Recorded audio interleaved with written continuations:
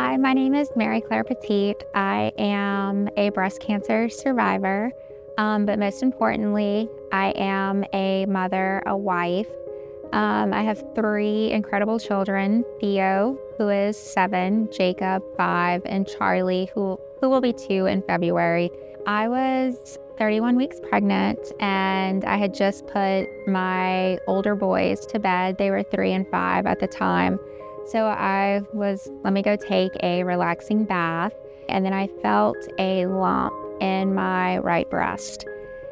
At my appointment later that week, I casually mentioned it to her that I felt this lump. So she proceeded to feel the lump, and then I could see the concern kind of switch on her face. So my 15-minute prenatal appointment turned into a full day at the hospital. So the fact that the radiologist was walking into the room, that kind of sent some red flags right there for me. So we did the biopsy, and that was a few weeks later. And unfortunately, the masses came back as triple negative breast cancer. I really felt like I was a unicorn. And I immediately became a high-risk pregnancy. My concern was for my baby. And then also trying to balance, we need to do treatment. I need to be okay because I have 2 other children that I need to be here for. So it was just a whirlwind of emotions. And my husband was definitely my rock through all the tears, through all the heartbreak. And it was, there's only going to be one outcome from this. We're going to make it through, and I'm going to be here. I ended up having to do 1 round of treatment while pregnant, which was one of the most terrifying things I've ever had to do. We had to induce early and, I guess, strategically give birth between chemo treatment. And one of the biggest emotional milestones for me, especially with completing that first chemo treatment, was when Charlie was born. She had hair on her head. The chemo didn't reach her. She is okay. She will be perfectly fine.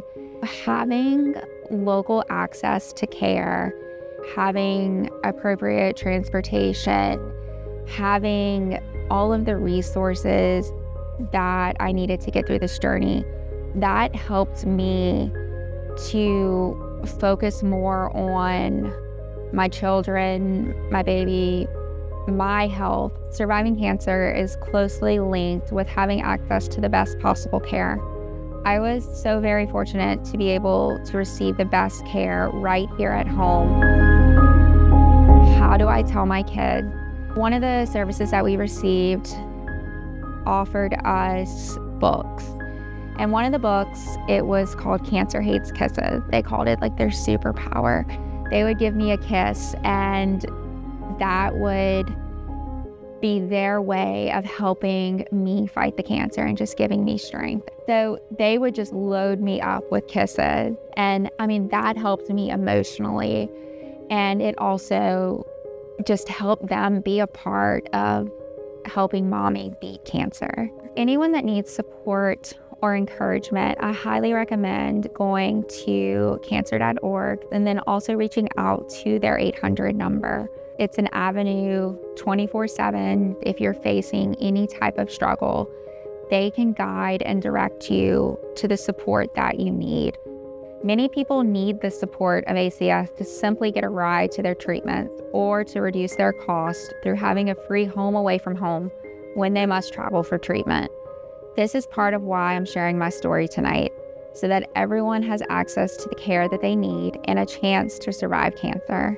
I personally believe that the support that I received from my family, my friends, my local community, all of the resources that are provided to cancer patients, that truly is what helped me get through this battle.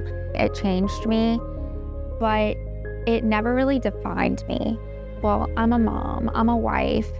I'm very passionate on the fact that cancer doesn't define me. I beat it. It made me stronger.